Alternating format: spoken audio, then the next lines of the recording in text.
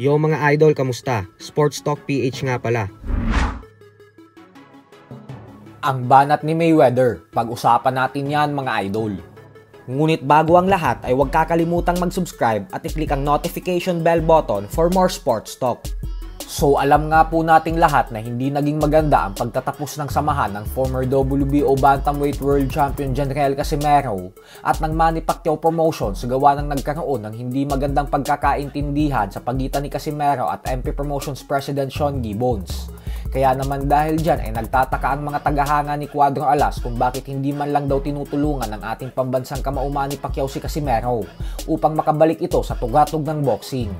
At ayon nga po sa isang fan na ito, ay pag sumikat daw kasi si Casimero ay makakalimutan na si Pacquiao, dahilan umano kung bakit walang imik ang nag-iisang 8th Division World Champion ng boxing. Ayaw din daw nitong kamayan si Casimero noong magkita kasi ang taas umano ng tingin ni Pacquiao sa sarili niya. Kumbaga mga idol ay ang pinapalabas sa komento na ito ay ayaw ni Pacquiao na masapawan siya ni Casimero kaya hindi niya ito tinutulungan. Bagay naman na walang katotohanan kasi alam naman po ng lahat na nasa ibang level na si Pacquiao. Bukod dyan ay nanunood din ito ng mga laban ni Casimero dati upang ipakita ang kanyang suporta. At madalas pa ang dalawa mag-usap noong sumasama si Casimero sa pag-jogging ni Pacman sa Amerika bilang paghahanda para sa kani-kanilang mga paparating na laban. Kaya naman wala pong katotohanan ang komento ng isang fan na ito. Ganun pa man nga po ay ang magandang balita naman dito ay dahil lumapit na si Casimero sa maimpluwensyang si former Ilocos Sur Governor Chavit Singson. At madami talaga ang natuwa dito dahil alam nila na tamang tao ang nilapitan ni Casimero dahil panigurado na handang tumulong si Chavit Singson sa kanya. Sa kasalukuyan ay wala pang nakakaalam kung ano ang pinag-usapan ni Casimero at Chavit.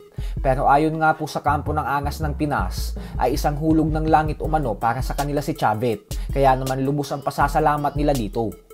Sa kabilang banda naman mga idol ay tila binanata naman nga po ng former 5 Division World Champion Floyd Mayweather Jr. ang middleweight legend na si Gennady Golovkin. Para po kasi sa mga hindi nakakaalam ay noong naghari si Golovkin sa boxing ay madaming fans ang nag-uudyok na paglabanin si Golovkin at Mayweather kung saan sinabi ni Golovkin na handa daw siya anumang oras para gawin ang mega showdown nila. Subalit sa kasamaang palad nga po ay hindi ito nangyari dahil hindi pumayag si Mayweather.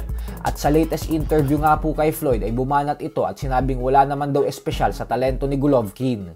Hindi umano pumasok sa isipan niya na labanan ito kasi sobrang dali lang daw para sa kanya talunin si Golovkin. Wala daw itong pinagkaiba kay Pacquiao kung saan tinalo niya din daw si Pacman ng walang kahirap-hirap. Kaya naman dahil sa sinabing ito ni Mayweather ay madaming tagahanga ni Golovkin ang hindi natuwa. Gawa ng isang napakalaking insulto umano nito para sa kanilang idolo. So hanggang dito na lang po muna tayo mga idol.